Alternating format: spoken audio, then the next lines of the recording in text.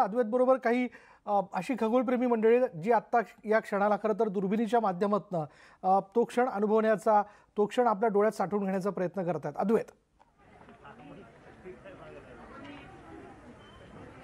विशाल, परांजपे सरांनी ज्याचा उल्लेख केला की अनेक विद्यार्थी शाळकरी मुलं आहेत आपल्यासोबत.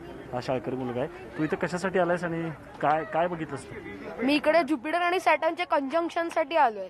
यास खूप जवळ येणार आहे आणि हा आता पुढे 2080 मध्येच होणार आहे, म्हणून मी हे बघायला आलो आहे. आणि मी त्या टेलिस्कोप मधून शनी आणि गुरु बघितले. कसं वाटलं तुला? मस्त वाटलं. तू पण बघितलंस? हो, काय बघितलंस? ज्युपिटर आणि सॅटर्नचं कंजंक्शन. बघायला मिळालं तुला? हो. ओके, बघ विशाल, रांग लागलेली. पुण्यामध्ये तशा रांगा आपल्याला नव्या नाही आहेत, पण आणखीन काही लोकांना विचारूयात की तुम्ही बघितलंय? नाही, आम्ही खूप एक्सायटेड आहोत बघण्यासाठी, कारण का हा चान्स परत मिळणार नाही आम्हाला, म्हणून त्यामुळं. तू कसं करता आलीस? काय सांगशील? काय बघतोय? काय बघताय? तुम्ही सांगा, किती वेळ झाला तुम्ही उभे?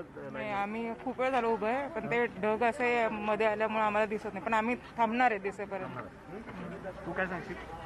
मला मी फार एक्सायटेड आहे बघण्यासाठी, पण आता माहित नाही वेळ पण संपत चाललाय. वेळ संपत झालेला आहे, त्यामुळं जर बघितलं विशाल तर लांबच लांब रांगा आहेत. पुण्यामध्ये केसरीवाड्याचा हा जो परिसर आहे आणि इथं अक्षरशः शेकडो खगोलप्रेमींनी एकच गर्दी केलेली आहे आणि ही दुर्मिळ खगोलीय घटना जी आहे त्याचं साक्षीदार होण्यासाठी आणि इथं टेलिस्कोपमधून हे दाखवण्याचं देखील इथं आयोजित करण्यात आलेलं आहे. आणि शाळकरी मुलं असतील किंवा तरुण विद्यार्थी असतील यांचा भरणा इथं जास्त आहे.